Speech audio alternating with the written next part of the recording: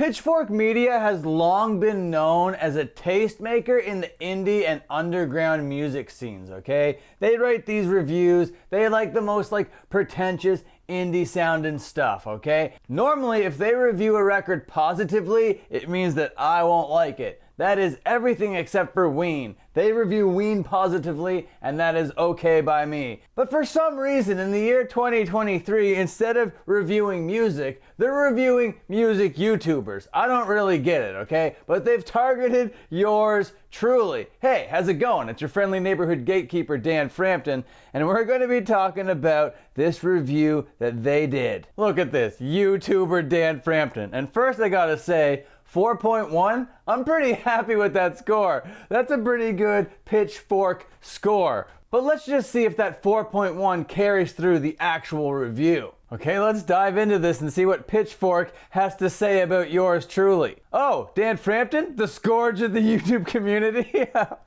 What a way to start it off. Not very shining. Are you sure 4.1? This seems like zero worthy right off the bat. A man whose mere presence on our computer screens is enough to make one question the nature of existence?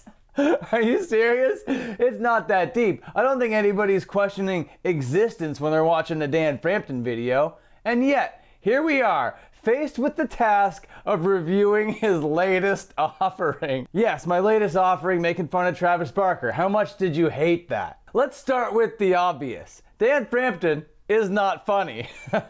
His attempts at humor are about as successful as a cat trying to swim. That's not very nice, and also not very funny. And it's just painful to watch. Oh, now you're cutting me deep here, Pitchfork. Forget Pitchfork, you're spit roasting your boy over here. His self-proclaimed wit is more like a dull knife hacking away at the dignity of anyone foolish enough to engage with him. Now you're going after my audience? Now you're going after my people, the people that mess with me? I don't think that's very cool, Pitchfork. But what really sets Dan Frampton apart is his pretentiousness. Oh yeah, I'm so pretentious over here. He fancies himself some kind of intellectual spouting off half-baked theories and waxing poetic about his art, my YouTube video art. This is a man who would make Kanye West blush with his self-importance.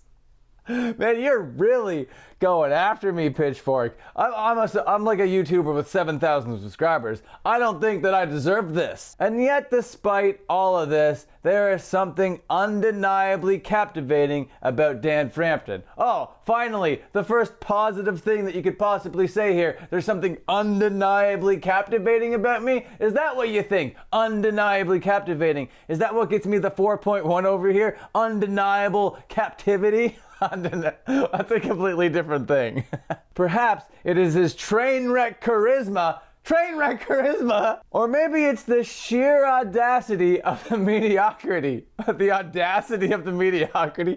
How could you possibly be so mediocre? The sheer audacity of being out here putting out mediocre content, putting out sludge for people to consume. Whatever the case may be, we cannot look away. Well, I'm happy to have you. So in conclusion, while we cannot in good conscience recommend Dan Frampton's channel, we must admit that it is a fascinating study in the art of failure.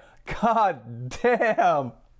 Really ripping out my organs one after another. After that one nice thing you said, you're gonna okay, we gotta go super hard here at the end. We're out to hurt some feelings. Thanks, Pitchfork. Whether he's trolling us all or is genuinely unaware of his own shortcomings, we may never know. Yeah, we're riding that blurry line, you know, shades of gray. But one thing is certain, Dan Frampton is a force to be reckoned with, whether we like it or not.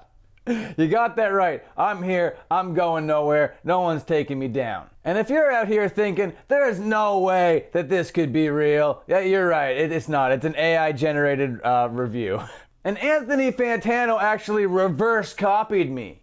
That just means I copied him. But the first one I did of this, I did on my phone, and there's some real good gems in there. So before we part ways this evening, here's the other review that they did of me, okay? They gave me 4.0, so it's pretty consistent across the board. Dan Frampton is a self-proclaimed king of YouTube commentary. He has graced us again with his presence on the internet. In his latest video, Frampton spends 20 minutes dissecting the latest Kardashian scandal with the nuance of a sledgehammer. Hey, but who needs subtlety when you have snarky one-liners?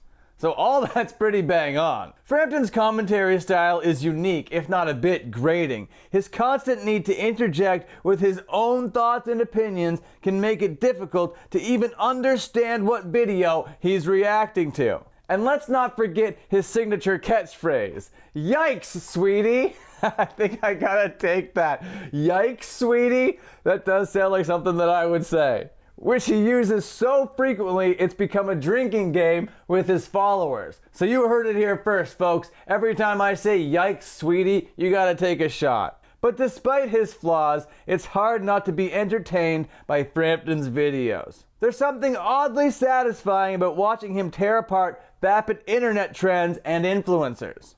It's almost like he's doing the Lord's work, if the Lord was a snarky millennial with an internet connection.